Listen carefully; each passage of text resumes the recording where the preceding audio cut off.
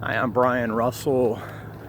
This is Walking and Talking Spirituality. It's so great to have you on my morning walk. This is just to kind of timestamp this. This is day, 4 of my really self-quarantine during the coronavirus scare pandemic of 2020. We're still waiting to kind of see what's going to happen, but there's anxiety everywhere. I live in Orlando, and some of my own family's already been affected in terms of literally not having a job anymore. Kids are home from college. Pastors are kind of frantically figuring out how do we maintain ministry in this context.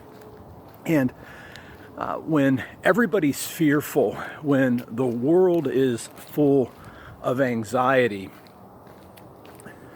the question becomes, how do we continue to be ambassadors of God's abundance? Because that's what our calling is, right? Our calling is to be the hands, the feet, the mouthpieces of Jesus, and to be different. And there's no greater time than when essentially, or metaphorically, blood is running in the streets and there's anxiety, fear everywhere, and worry, than for us to embody persons of hope. So how do you do that, right? Well, here's the key thing, and this is kind of a thinking exercise I'm going to share with you today, and because this is what I'm thinking about. Okay, yeah, this is going to be one of those difficult seasons of life. We're entering into a season of winter, if you want to think of it, and this winter came on really fast. But isn't this exactly the time where our relationship with God, our trust in God as the one whose kingdom will ultimately be the final marker of all reality and all time? Isn't that what we really believe? And so it's easy in good times, but it's in the bad times when our faith and the resilience that it brings can really stand in contrast to everyone else. So we can stand back and act out of fear, or we can ask a question like this: where do I want to be 1 year from now? Where would I like my community of faith to be 1 year from now? How would I like my community around my community of faith to think about my community 1 year from now? So important to get perspective, get a vision. Where do you want to be? And then ask yourself, what's holding me back personally from becoming that kind of person? What's holding my community of faith back from being this missional community that is a beacon and a marker of light in the world?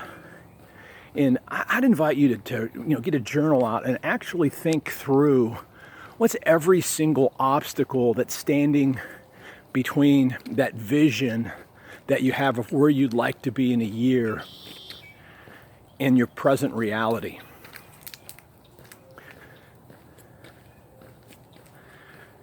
Ask God to give you a big vision.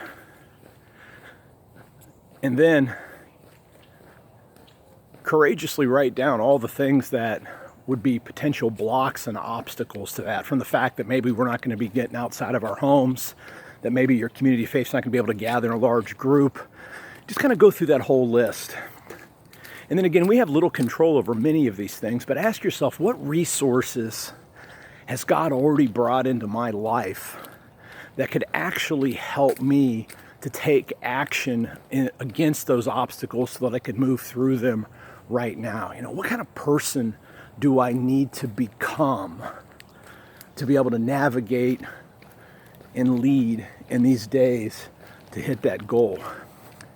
And then I'd invite you, prayerfully, prioritize those actions that came out of that thinking about the obstacle piece, and then start moving on those. There's no greater time to begin to move towards that future that God's calling us than today. You know the old saying, if you wanted a shade tree, the best time to plant it would have been 20 years ago.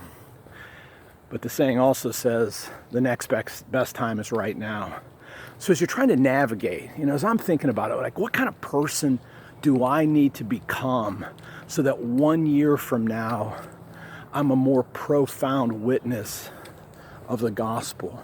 What kind of person do I need to become so that I can lead the persons that look to me further down the pathway towards our growth in grace and love in Jesus Christ? Again, I'm Brian Russell. Thanks for taking a walk with me. We'll see you next time.